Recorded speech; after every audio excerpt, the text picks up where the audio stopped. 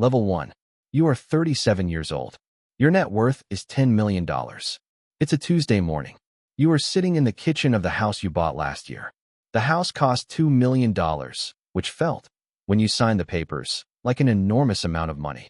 The house has, you have realized in the months since moving in, become the smallest house in the neighborhood. Your neighbors' houses cost $3, $4, $6 million. You did not know, when you bought this house, that you were buying into a neighborhood where $2 million is the entry level. You sold your share of a company 8 months ago. The sale produced, after taxes and the resolution of some complicated equity structures, approximately $10 million. You are now, by the technical definition that bankers use, a decamillionaire. You have crossed the threshold that separates wealthy people from very wealthy people. The crossing happened on a single afternoon in October when the wire transfer cleared. You have, since then, been figuring out what $10 million actually means. What it means, you have discovered, is that you can afford to stop working. The math is straightforward. $10 million, conservatively invested, produces around $400,000 a year in returns. $400,000 a year is more than you have ever earned. You could, technically, never work again. You could spend the rest of your life on the $400,000 and never touch the principal. You will not, in any meaningful sense, do this. You discovered, within 3 months of the sale, that you are not capable of not working. You have started a new project. The new project is small. The new project may or may not succeed. The new project gives you something to do with your days, which it turns out you needed. You have also discovered, in the 8 months since the sale, that $10 million is the level of wealth where you become invisible to the very wealthy. This is the first thing nobody tells you about being a decamillionaire. The first thing is that $10 million is, in the world of significant wealth, the minimum entry point. Below 10 million, you are wealthy by ordinary American standards. At 10 million, you are at the bottom of the wealth tier where everything actually starts. The private banking, the serious investment opportunities, the introductions to other wealthy people, the access to advisors who matter. All of this becomes available at 10 million. None of it was available at 5 million. The threshold is real. The threshold also means that you, at 10 million, are the smallest fish in a new pond. The pond is full of fish that are, on average, 10 to 100 times larger than you. The fish are friendly. The fish are also, in subtle ways, aware of the size difference. The verb at level 1 is enter. You have entered the wealth tier.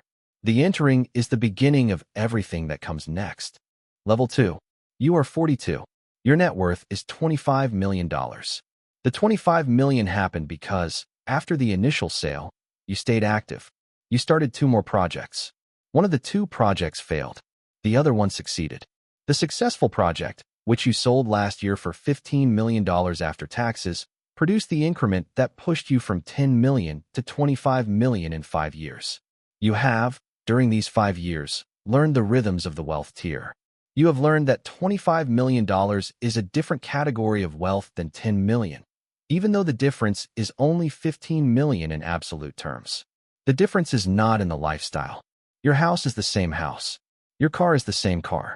Your daily routine is, in most respects, identical to what it was at 10 million. The difference is in what you can do. At $25 million, certain investment opportunities become available that were not available at 10. The minimum investment for a serious private equity fund is often $2 or $3 million. At 10 million, allocating $2 million to a single fund was 30% of your liquid wealth, which was uncomfortable. At 25 million, the same $2 million is 8% of your wealth, which is comfortable. The math changes how you can deploy capital. You have, accordingly, made your first real venture investment last year. You invested $2 million in a company that you have no operational role in. The company is run by a founder you respect. The investment may produce 10 times your capital. The investment may produce nothing. You can afford the loss.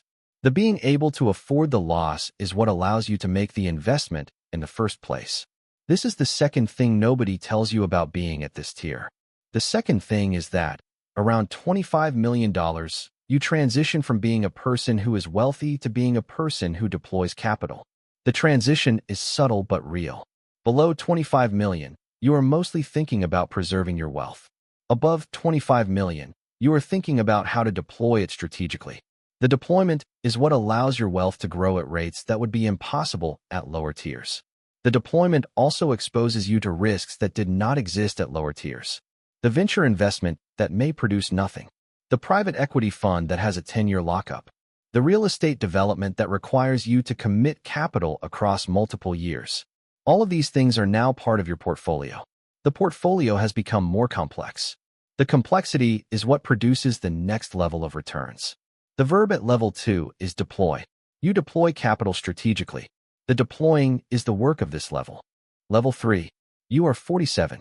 Your net worth is $50 million. The $50 million came through a combination of the original wealth, the second sale, and 5 years of compound growth on a portfolio that has been managed with increasing sophistication. You have, during these 5 years, hired a small team to help you. The team includes a personal CFO who handles the operational side of your finances, an investment analyst who helps you evaluate opportunities, and a part-time tax strategist who handles the complex structures. The team costs you, in aggregate, around $600,000 a year. The cost felt, when you first started hiring them, like a significant expense. The cost is, in the math of $50 million, less than 1.5% of your assets. The team produces, through better decisions and more efficient management, returns that significantly exceed their cost. You have also, around 47, started to think about something you did not think about at 37 or 42. You have started to think about legacy. The thinking about legacy is not, yet, focused on dynasty building or family wealth across generations. The thinking is more immediate. You have started to think about what you want to do with the wealth that goes beyond your own lifetime. You have, with your wife, established a small charitable foundation. The foundation is funded with $2 million. The foundation makes grants of around $80,000 a year to causes you care about. The foundation is, in any objective sense, modest. The foundation is, however, the beginning of something that will, you suspect, grow over the next 30 years. This is the third thing nobody tells you about being at this tier. The third thing is that $50 million is the level at which most wealthy people start thinking about philanthropy in a serious way. The thinking is not because 50 million is some magic number. The thinking is because, at 50 million, the wealth has become large enough that the question of what to do with it after you die becomes unavoidable. The children will inherit some. The structures will preserve some. The remainder is, in some way, going to flow into the world. The flow can be directed deliberately, or it can be left to default. You, at 47, are starting to direct it deliberately. The foundation is the first instrument of the direction. There will, in the next 20 years, be more instruments. The verb at level 3 is direct. You start directing capital toward purposes beyond yourself. The directing is the beginning of legacy. Level 4. You are 53. Your net worth is $120 million. You have crossed the Multi-Millionaire threshold. The crossing happened 3 years ago, on a Wednesday afternoon, when one of your investments had a successful exit that pushed your portfolio over $100 million. You looked at the number. You felt, briefly, the way people feel when they pass a milestone. Then you went back to your meeting. The $100 million has, in the 3 years since you crossed it, changed several things about your life that you did not anticipate. The first thing it changed is your social geography. You did not, at 50 million, regularly interact with other people who had over $100 million. At 120 million, you are now in regular contact with these people. They invite you to their charitable events. They invite you to invest alongside them. They invite you to their homes. The invitations are warm. The invitations are also, you have realized, conditional. They are issued because you have crossed a threshold that makes you eligible. Below the threshold, you would not have been invited. The conditional nature of the invitations is part of the texture of this level. The second thing it changed is the kind of opportunities you see. At $100 million, you are now shown private deals that smaller investors never see. Pre-IPO allocations in companies that everyone has heard of. Significant private equity opportunities with established firms. Real estate developments at scale. The opportunities are not advertised. The opportunities are circulated within a small network. You are now in the network. The being in the network is its own asset. This is the fourth thing nobody tells you about being at this tier. The fourth thing is that, at the Multi-Millionaire level, You have access to opportunities that produce wealth at rates that retail investors cannot match. The access is the actual advantage. The 100 million in your account is partially valuable for the income it produces. The 100 million is more valuable, in the long term, for the access it grants. The access is what allows the 100 million to become 200 or 400 or a billion over the next 20 years. The access also produces a specific psychological effect. You start to notice that the people you knew before crossing the threshold, the people with $5 or $10 million, are now seeing a different world than you are. The gap between you and them, in terms of opportunities available, is now larger than the gap between them and the average person. You do not, generally, discuss this with them. The verb at level 4 is access. You now have access to a different economy. The access is the entire point of being at this level. Level 5. You are 60. Your net worth is $250 million. The $250 million is, by any reasonable standard, an enormous amount of money. The $250 million is also, you have realized over the past few years, no longer a number you actively think about. You know, roughly, what your net worth is at any given moment. You also know that the number fluctuates by several million dollars on any given day based on market movements. You have stopped tracking the daily fluctuations. The fluctuations are noise. The trend, over years, is what matters. You have, during the years between 100 million and 250, made several decisions that have shaped what your remaining life will look like. The first decision was about how much of your time to devote to wealth management versus other things. The decision was to delegate. You hired a chief investment officer who reports to you. He has built a small team that handles your portfolio. You meet with him quarterly. You set the strategic direction. He executes. Your time, which is the actually scarce resource, is freed for other pursuits. The second decision was about what to do with the freed time. The decision, which surprised you when you made it, was to take on a position that pays you very little but gives you significant influence. You joined the board of a regional bank. The position pays around $40,000 a year. The position gives you access to information, relationships, and decisions that money cannot directly buy. The position is, in the language of wealth at this level, a strategic placement. This is the fifth thing nobody tells you about being at this tier. The fifth thing is that, around $250 million, the marginal utility of additional money has dropped substantially, while the marginal utility of position and influence has increased. The wealthy at this level often take on roles that, on paper, do not make economic sense. The board seats, the advisory positions, the community involvement. These roles do not pay well. The roles produce value in forms that are not directly financial. The forms are connections, information, and the slow accumulation of social capital that compounds over decades. You have, by 60, started to compound social capital alongside your financial capital. The compounding is, you have realized, what the second half of significant wealth is actually about. The verb at level 5 is leverage. You leverage your wealth into positions that produce non-financial returns. The leveraging is the work of the upper tiers. Level 6. You are 67.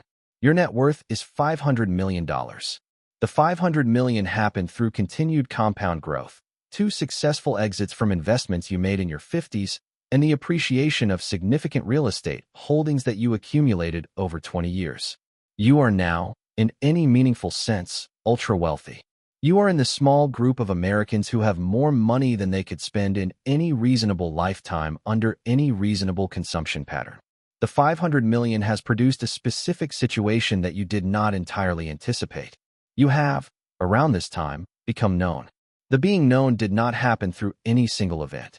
The being known happened through the accumulated visibility of 3 decades of significant activity. Your name appears, occasionally, in business publications. Your face appears, less frequently, in photographs from charitable events. Other wealthy people know who you are. People in your industry know who you are. The general public, mostly, does not know who you are, which is by design. You have, deliberately, avoided the kind of visibility that produces fame. You have maintained the kind of visibility that produces influence within specific circles. The influence within specific circles is, at this level, more valuable than the broader fame would have been. The fame would have produced complications. The influence produces opportunities. This is the sixth thing nobody tells you about being at this tier. The sixth thing is that, at $500 million, the wealth has matured into something that is no longer primarily about money. The money is the underlying asset. The actual operating reality is a network of relationships, positions, and opportunities that the money has, over decades, generated. The network can no longer be separated from the money. The money no longer functions, in any practical sense, independently of the network. The two are integrated into a single thing that is best described as a position in the small world of significant wealth. You have, by 67, become a position. The position has a name, which is your name. The position has assets, which include the 500 million but extend beyond it. The position has obligations, which include the people who depend on you and the institutions you have committed to.